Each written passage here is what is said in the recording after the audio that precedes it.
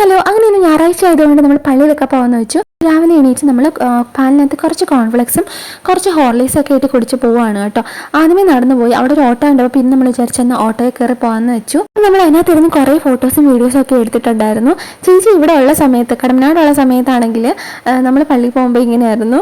അപ്പോൾ എനിക്ക് ആ ഒരു ഫീലാണ് തോന്നിയത്. അങ്ങനെ പള്ളിയിലെത്തി ചേച്ചിയാണെങ്കിൽ കുറേ കയറിയിട്ടുണ്ടായിരുന്നു. മമ്മിയും പപ്പയും അച്ചാച്ചനും കുഞ്ഞുമൊക്കെ കുറച്ച് കഴിഞ്ഞിട്ടാണ് വന്നത്.